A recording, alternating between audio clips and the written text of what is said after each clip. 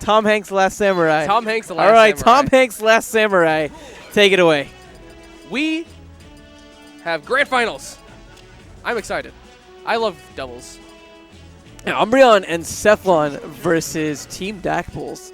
Yeah. Now, Team Dakpo's not as infallible as I thought that they were. They had a very, very close winners final set where I legitimately thought that Strong Bad and Luck had a pretty good chance of upsetting them. It was pretty close, yeah. Man, and Sethlon and Umbreon, they've made this entire tournament through the losers bracket. They got knocked out round 2 by Chewy and Azer. And then they beat them. And then they got the run and back. Pretty much every other team that was here today. They beat everybody. Yeah, just the turnaround, really. Yeah. Right? The turnaround. And I feel good. Yeah, I don't know how often these two have teamed together. I know they teamed at the last BR, and I think they teamed at the one before that. Okay. I'm not entirely sure, but I think lately they have been teaming whenever Sethlon does enter. So then, at least they have a little bit of pre-existing team synergy. Yeah. But certainly as this tournament has been going on, I feel like not only have they been shaking off the cobwebs from a team synergy standpoint, but also looking at Sethlon, who's had a lot more time with Smash 4 than he has Project M. He's been playing that game a lot. Yeah, in these past couple of weeks, maybe even months now, I don't know. Maybe 2 months. Maybe 2 months, yeah. 1.5, maybe. It's been a minute since Sethlon's played some Project M. They are Team Rusty. Team Rusty, yeah. They're old men.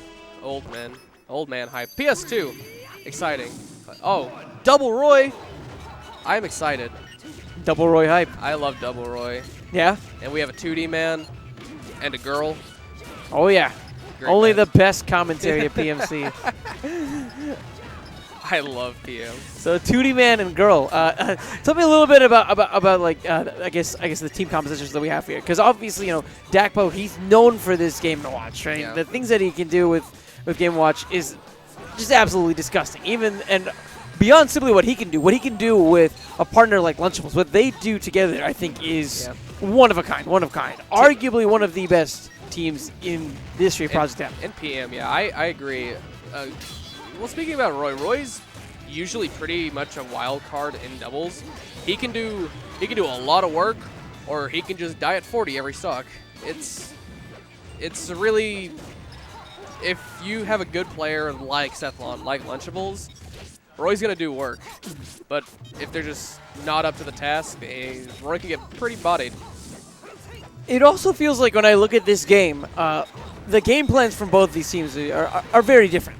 In the sense that Lunchables and Dakpo, I think, are going to be leaning a lot more for their team synergy, whereas Umbreon and Sethlon are probably going to be looking for more one-on-ones. Yeah. That's usually what they've been doing, because typically, like, other than these guys, they've been playing matches that they feel that they are the better players, so they're like, we'll just 1v1 them and beat them. Yeah, and I really like the idea that they have here, because they're having Umbreon go after Lunchables while they're having Sethlon go after Dakpo, which makes complete sense. Dakpo doesn't like Roy. Yeah, exactly. Good recovery. Oh, that was a good save, but Lunchables missed the tech, fortunately. Would have been excellent. And, we talked a little bit about upsets, and already it seems like this green team, despite the fact that they are by no means favored to win this, are really hanging in there. I mean, this match is insanely close. Yeah, they're doing pretty close. They're even in stocks, but it could turn around one way or the other instantly. Oh, that was a really good conversion for Umbreon. Yeah, from the invulnerability platform straight into a stock. That was a good ledge grab from Lunchables, too. Man, good things all around. This is pretty top level PM. Dakpo staying the stock tank has certainly paid off as for the blue team here. As he typically does. He is usually the stock tank. And just look at that beautiful option coverage, forcing really the good recovery on stage where Lunchables was just waiting. Just charging the flare blade, give him the hee-yaw.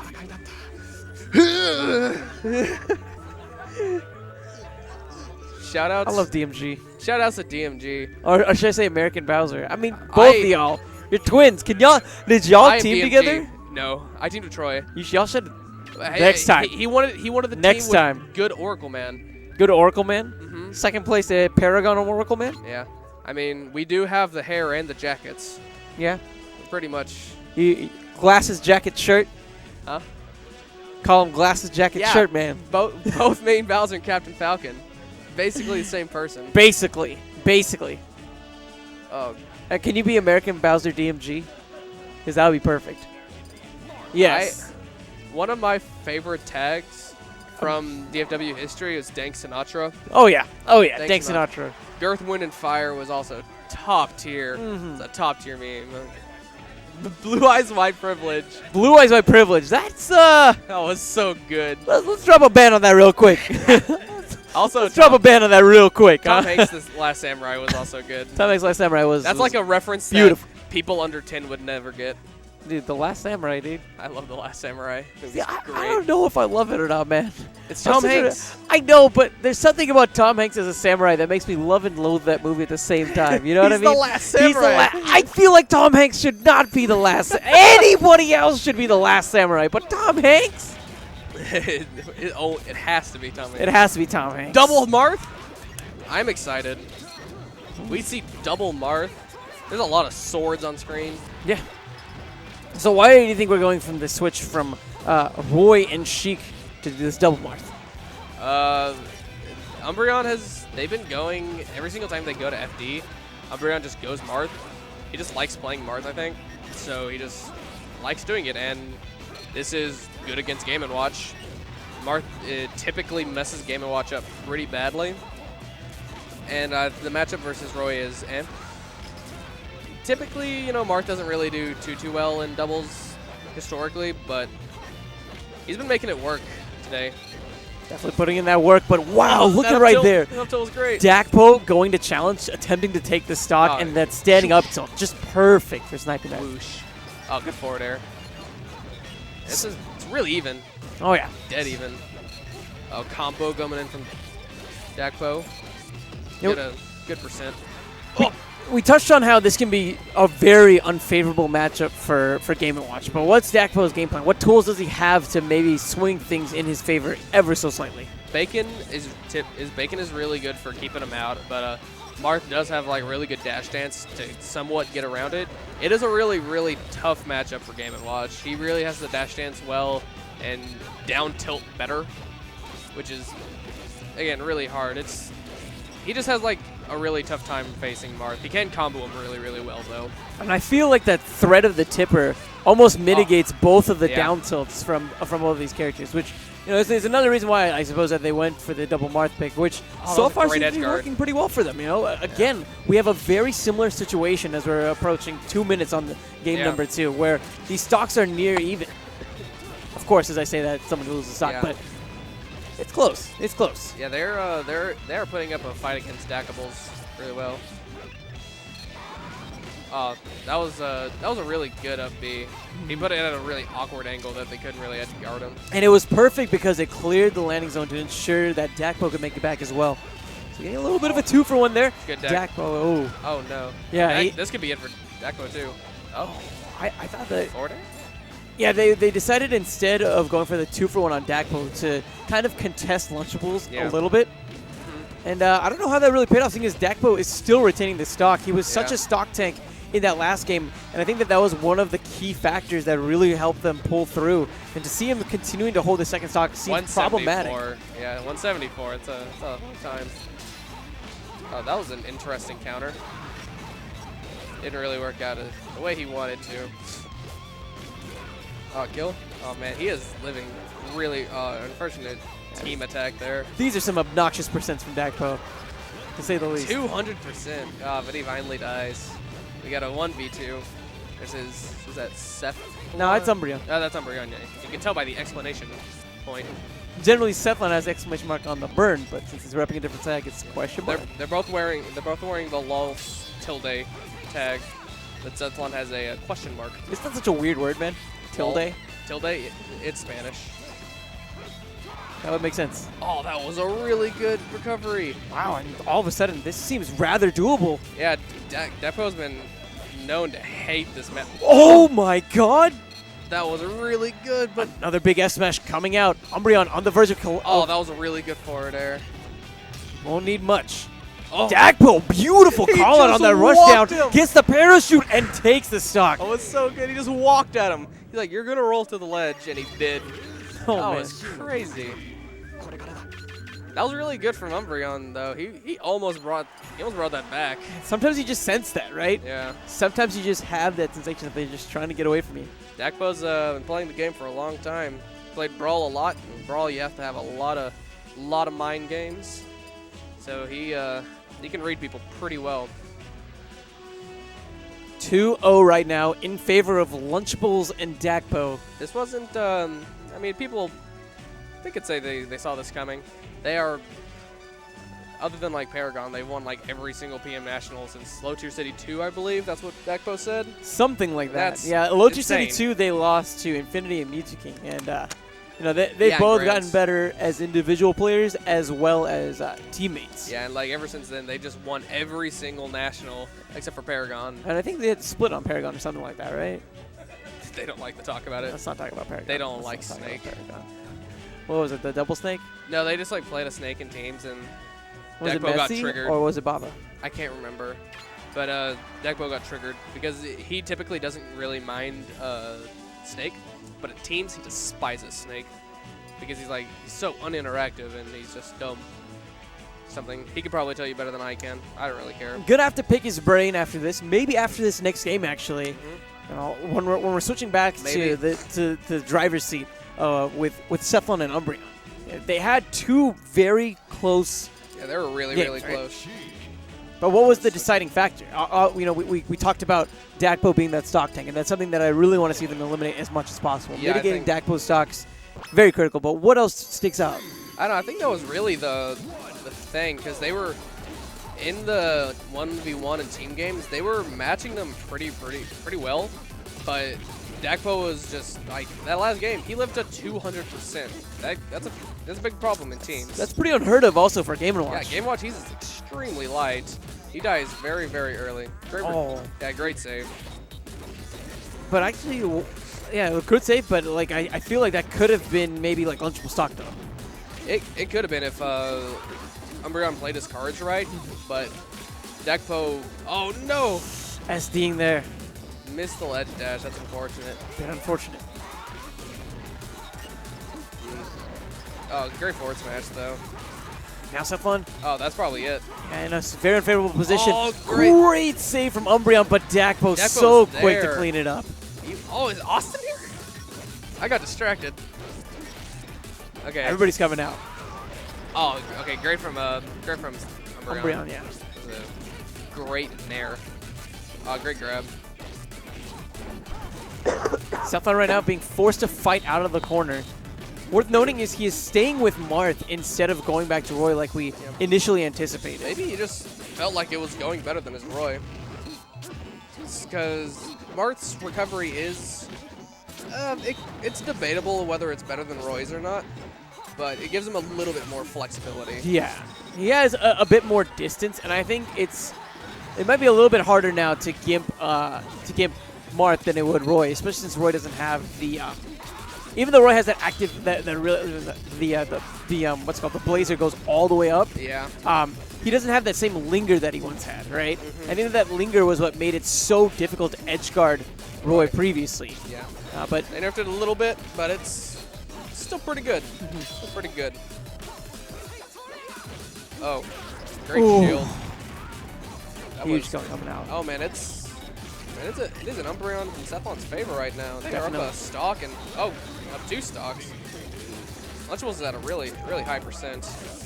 I think that SD from Dakpo. Yeah, that SD was pretty bad, and also Lunchables had a pretty unfortunate death. A little bit. A bit untimely, and speaking of untimely deaths, that's it. Yeah, Dakpo was like, nah, this might as well not waste his time. I'm just gonna take a minute, compose myself, not try to expend all my energy in a potentially unwinnable game. Yeah, we could. I think we might see Tink. Might see Tink. I think.